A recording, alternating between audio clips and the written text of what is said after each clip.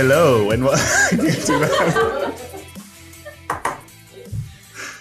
Hello and welcome to Stay Paid, the sales and marketing podcast from ReminderMedia, on a mission to help you close more deals and retain more business so you can live a life of freedom tomorrow, but only if you take action today. My name is Joshua Stike, and joining me is Luke, the lovebird Acree. What is up, everybody?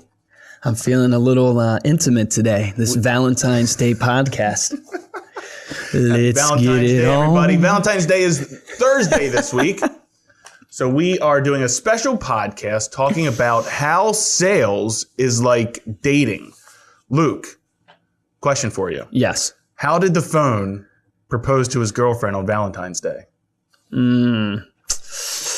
He called her. He gave her a ring. Are you religious? I like it. We have our own sound effects. We need it more like a board where we can just hit the different sound effects. But are you religious? Don't give me that board. Yes. Because you're the answer to all my prayers. Not you, actually. That was for you, babe. Yeah. All right. But have you like, are you a parking ticket? Am I specifically a parking ticket? Because you got fine written all over you. That's what I'm saying. All right, let's move on. This today is about how dating compares to sales, because the parallels are very, very great. Oh, it's super similar. Yes. I mean, you are ultimately in sales, as with relationships. You're looking for your mate, right? You're looking for the right fit.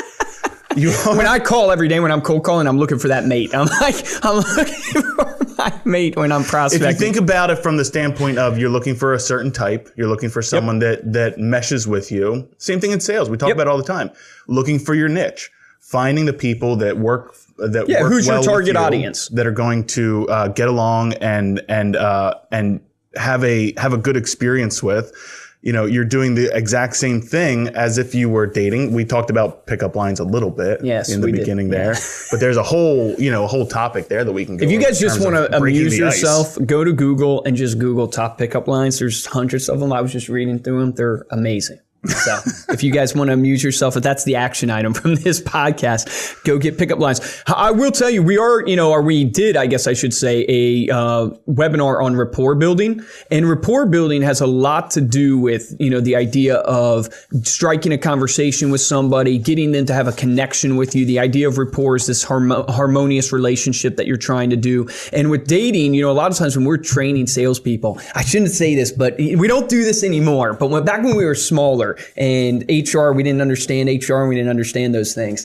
We used to train people on the sales floor when they were calling. One of the analogies we give is, this is terrible. So cover your ears if you have kids in the car. This is terrible. But what we used to say to them when they would get off the phone and they just basically just ran right over the person and there was just no connection. They didn't listen to the person. We're like, yo, when you go to a bar and you try to introduce yourself to a significant other or someone that you're trying to obviously date or build a connection with, do you just walk over there to them, drop your pants and say, hey, you want to come home? It's like, you don't do that. No, you go over there and you try to be funny. You try to build a connection. It's like, you know what you just did on the phone? You got on the phone, you dropped your pants down. It's just like, so that's what super inappropriate. But we used to train people. Well, it's a mentality. It's a mentality of whenever you're prospecting, whenever you're calling on the phone, whenever you're selling, the difference between going after someone from a transaction standpoint and going after someone from a relationship standpoint. It's the same and that's thing. really where the analogy comes into play is when you're dating or when you... We sound horrible when we talk about this because we have no idea. It's been like we haven't dated in years. A decade or so. Yeah, it's been a long time since I've dated. Well, I date my wife. That's right. So all the people who are impressed right now, I date my wife. But it's the same idea of... Question for you. When was the last time you brought flowers home? Home? Yes, when I brought flowers? This is bad. This is real bad, ladies and gentlemen. Through the mail. Oh, that's good. Yeah. That's good.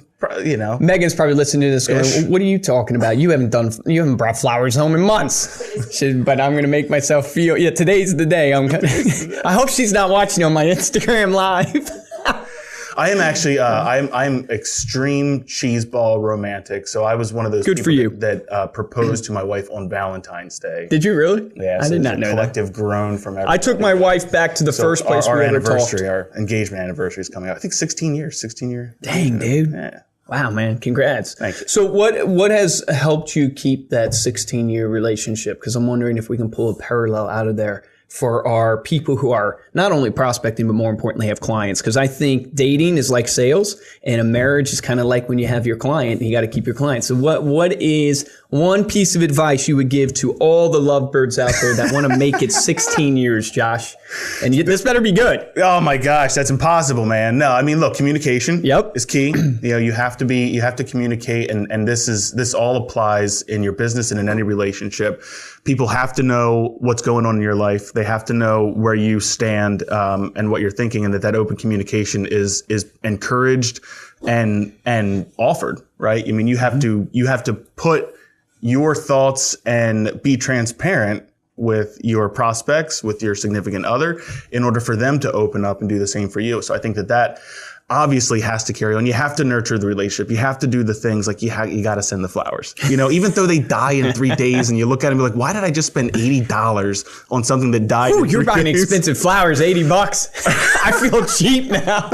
And then they're gone. That's why I like the edible fruit baskets, because like at least you get to eat those. They last they last longer than 3 days if you don't eat them all first. But you're making you got to send the little things. You got to nurture the relationship, and obviously it's Valentine's Day, so we want to pull these parallels. But it is true. It's like if you have a relationship, your relationship will go stagnant. Here's, I think, a huge mistake people make in life in general, but especially in their relationships and with their clients. You think there's a magical feeling that you're supposed to feel and that it's always going to be there, right? Yeah. And you don't understand. Movies. Right. You don't understand that relationships take work. Yeah. And so here's the parallel. You think your clients are always going to remember you and always have a warm, fuzzy feeling about you and how you serviced and sold their home 15 years ago, or how you've been the financial advisor to be there with them. The truth is they don't. If you don't nurture that relationship, if you don't have that, constant, touch points dripping on them, buying them flowers, don't buy your client. Well, you could buy your clients flowers, I guess, but sending them something personal, making them feel important and valued, then just like your relationship's going to go stale, your client relationship's going to go stale. One of the things I would actually encourage all of you guys to do is when you transition your mindset in a relationship to be more about I exist and I'm going to give, and this is opposite of what the world's telling you right now. If you change your mindset to I exist, I'm going to make the other person's life amazing. I'm going to make I'm going to fulfill what they want in their life. I'm going to make this life not about me and about them. What happens? And this happens to me every time. What happens is all of a sudden your life becomes fulfilled. It is amazing that the fastest way to get what you want is to give others what they want. So in your relationship, when you're dating relationship, in your client relationship, switch your mindset. And this is opposite of what a lot of what's being told today, which is, you need to, look out for you, or it's about you and, make sure, you're following your passions, your dreams, which is true. But the fastest way to get there is to actually give other people what they want. And I think so many people confuse that in their lives. I think people confuse that in their relationships, and they wake up one day and they're upset, or they don't have a connection or whatever it is. I talk about this on our webinar, Building Rapport. Tony Robbins, and he got this from a psychologist, a doctor that was doing psychology.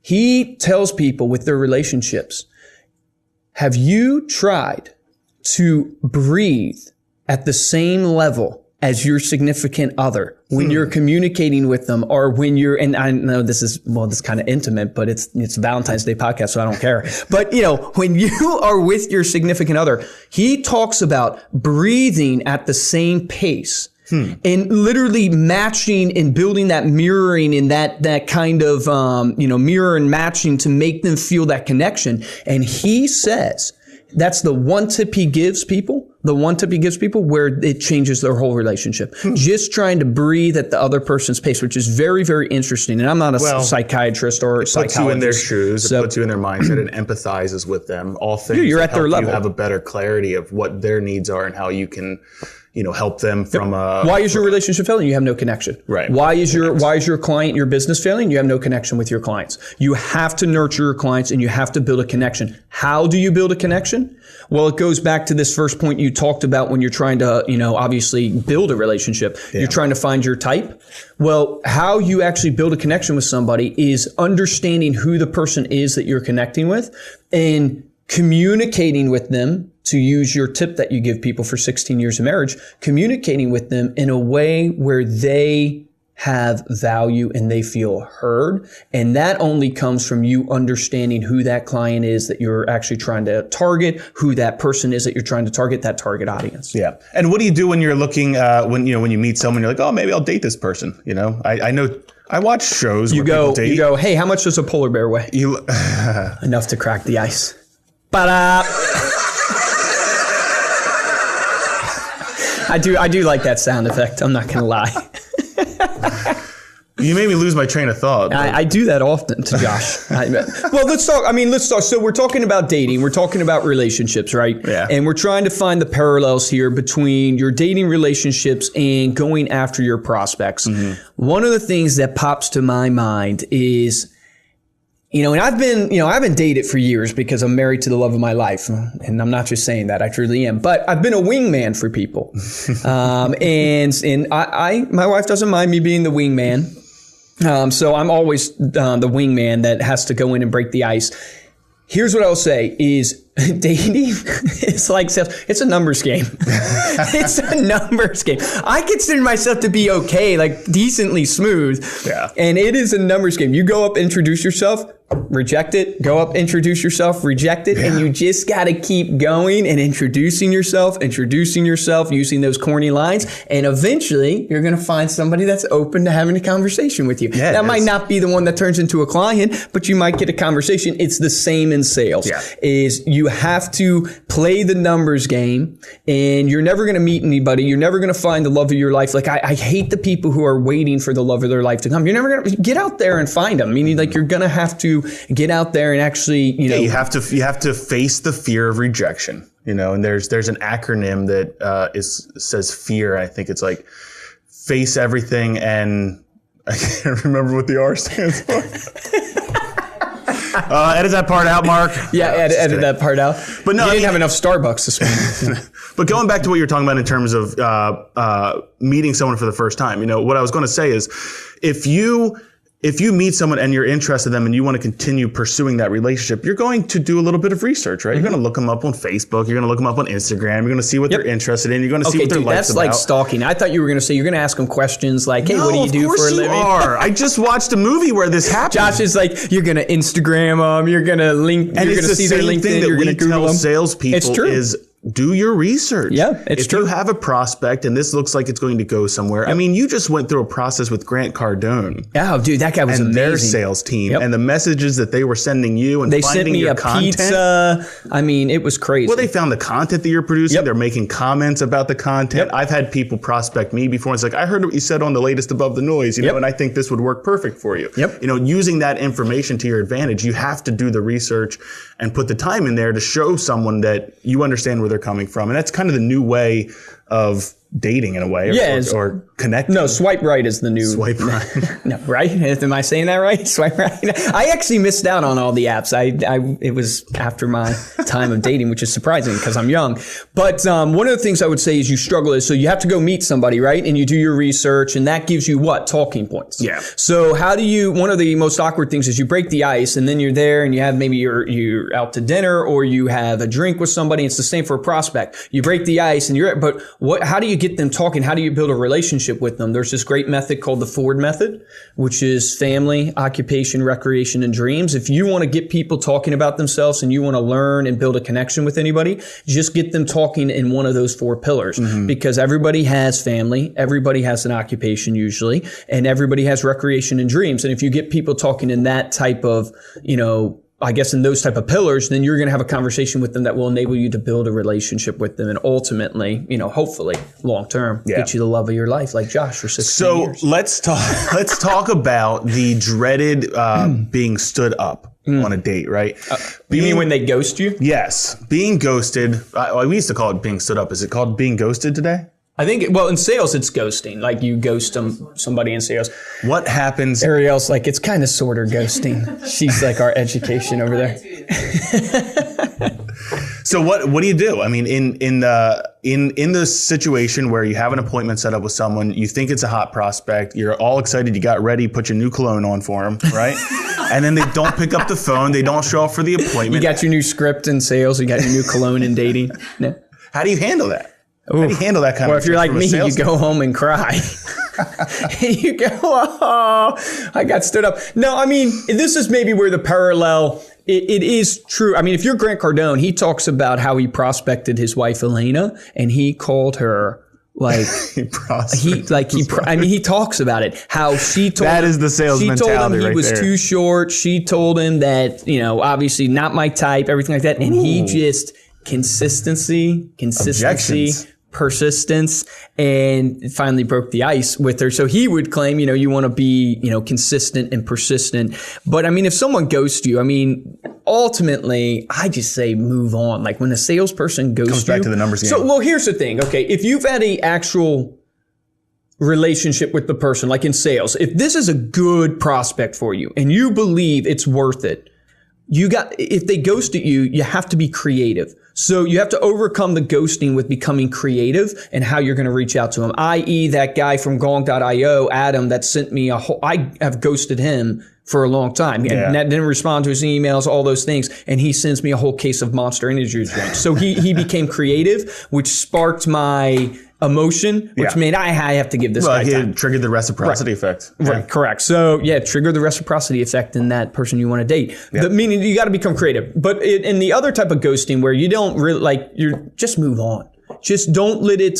So much of life is perspective. Yeah. And in how you have perspective, I heard this thing over the weekend, which was actually a kid talking about it, which I thought was pretty neat. Is that you always are down on yourself because you don't have perspective. I.e., if you have bad service from a waiter, and you're upset because the waiter at the restaurant gave you bad service, put yourself in the position to understand that you're getting food brought to you and there's people around the world that don't even get food. So as soon as you change that perspective, all of a sudden you're just like, okay, that's not really bad service. I can appreciate it. So it's all about perspective. So, when you get ghosted, put yourself in perspective. Hey, sales is a numbers game. Dating's a numbers game. Get out there. That person wasn't for you. Everything happens for a reason. You ever heard the Rascal Flatts song, God Bless the Broken Road?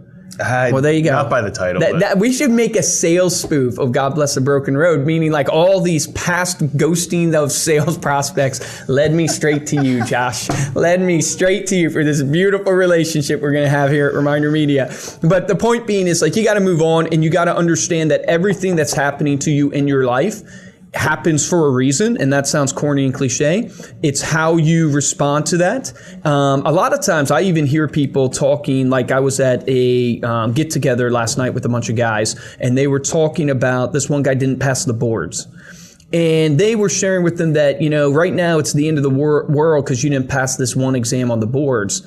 But I guarantee you, when you look back, because you didn't pass this one, he wouldn't have even known us. If he would have passed, he would have been in a totally different area practicing medicine. But because he didn't pass, he was here, got together with us. So we have all these relationships. So now him and I are connected. We'd never been connected before, right? So him failing the boards, though it is a terrible thing in the moment, I don't know how I got here from ghosting, but terrible thing in the moment. Like that one thing has changed his whole life. His network is now different. Who he knows is not where he's going to end up in life is now different. And that's why everybody looks back and goes, a lot of times I wouldn't change what's happened to me because it's made me who I am. And so next time you get ghosted, just think about that. This is just God bless the broken road. It wasn't meant to be. It just wasn't meant to be. You know what else is interesting? I realized the connections between dating and maybe marketing. Your Facebook ads are like your dating profile. Your Facebook ads are like your dating profile. That's good. You got to do Facebook. Dude, you got to put your best photo. Face, your best photo. Face forward. I don't think that's a thing. Best photo. Like it's all about the visual, the initial impression. Right. Yes. You got to have a clear call to action. Oh, dude, there's a great. Baby, you can give me how to contact me. Listen to this. Sorry. Baby, you can give me a call to action anytime. That's a meme. That's a meme. Oh man, that's adorable. We got to put that on our kid with show a tie notes. making the face of. Baby, you can give me a call to action anytime. Anyway, so you got to have a call to action. Yep, keep going. Sorry, I interrupted him because I got to have a description, a clear description, right, of who you are, what you offer. You got to have a value proposition. Value proposition. What's your unique value proposition? Yep. How to contact me. Abs. No. Okay, Keep going. Okay, keep going. Intelligent. I have really good dad jokes. Dad joke. He does. He's the king of dad jokes. But it's true. You have to have a value proposition. So you have photo, description, value proposition, and contact information. Contact information. How to contact me. There you go. So next time you're building a Facebook ad, just think about that. Think about the dating. How would I build a dating profile for my business? Yeah, and the best way to build any type of advertisement, I always say, is to put yourself in the consumer's shoes. And if you find yourself not being able to put yourself in the consumer's shoes, that's what market research is all about. And this probably is going to come across wrong, but if you're trying to build a dating profile, go find some of your friends that are the opposite sex or whatever, and have them look at it and give you their opinion. I know that sounds, I was going to say go find your sister, but that would have come out really wrong. I was homeschooled. It's like, I have this dating profile. I have no friends. Here, I'm going to go. I was homeschooled. Oh, that's awesome. I was like, that's where my brain was going. I was like, nah, that's going to come across wrong, but I said it anyways. Can't help myself. Anyways, but yes, that's a great parallel. That's fantastic. Any other parallels here on this Valentine's week between dating and, communication, kind of talking about that a little bit more, is the way you communicate and what you say. I don't know. It just, as we think more about this topic and thinking about how we respond in business, and have you ever had that salesperson that's just all about the goal? All about how do I get you to the sale? Yes. Right? And we talked about this a little bit in the beginning with building the rapport, building the relationship. But it's the same thing if you're texting. There's always that, again, this mainly comes from me watching movies and Hallmark shows, but there's always that. You watch a lot of Hallmark movies, man. My wife has Hallmark on. Really? Like every single night. And it's the same storyline every movie. Yeah, guess what? They get together in the end. The guy messes up. The girl, he does a big gesture to get the girl to forgive him. I'll tell you, there's a lesson there, though, is that once you find something that works, stick to it, double down on it. But anyways, just pulling that out of that. It's like an ad. Once you find an ad that works, double down on it. But if you go through the mindset of when trying, you don't automatically after meeting someone say, are you ready for the next date? Right? No, correct. You work on the community. You think that's when you get ghosted, ladies and gentlemen. That's when you get ghosted. Yeah. You agonize over what you're going to respond back. So if that's something that you're doing in your business, you're not thinking about the communication, or you have people on maybe a very static, automated, marketing message or sales reply or something like that. You've got to personalize that. Dude, it's a great thought to just go, are you treating your clients like you would try to treat that significant other that you're trying to date? Right. And I know that sounds kind of awkward, but it's ultimately the point of But this, meaning like it's all about personalization. It's all about adding value. If you're not personalizing to the individual, if you're not adding value with the individual, if you're not being consistent with the individual, in the end, you will be in the friend zone. It's all about the relationship. And has anybody ever made it out of the friend zone? I think not.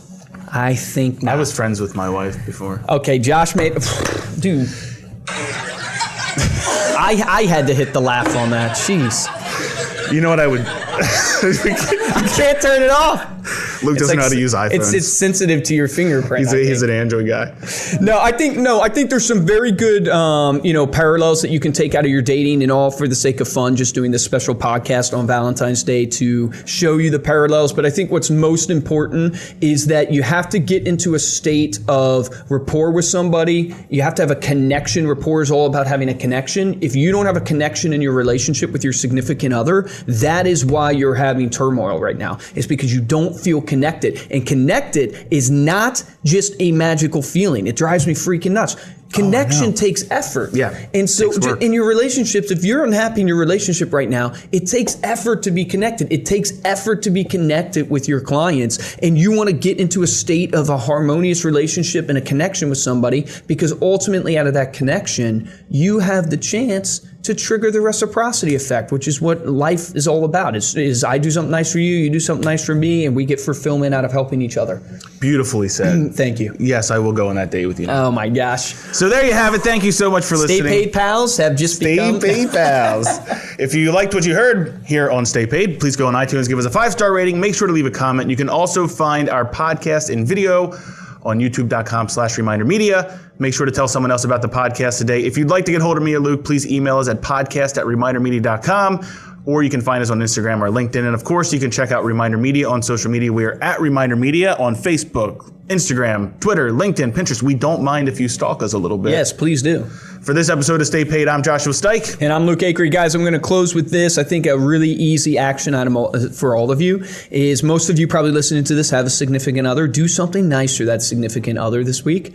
And then send out something to your clients for Valentine's Day, letting them know how much you appreciate them. Obviously, you can tell them how much you love referrals. And because we're in the spirit of love, you could send them a quick little text message and just hope you're having a great Valentine's Day, and whatever, spending it with the love of your life. I always love referrals. So in the spirit of love, if you know anybody, give me a referral, something super simple. I think that's a great action item. And then always be looking at your relationships to see, hey, are you in the friend zone or do you actually have a connection with somebody? I.e. for your clients are you just servicing them from a transaction standpoint, or you actually have a relationship with them? And if you have a relationship with them, that's where referrals come from, that's where repeat business comes from, and that's where 100-year business comes from. It's from having relationships with people. So the difference between a top producer and a mediocre producer is top producers take action on that today.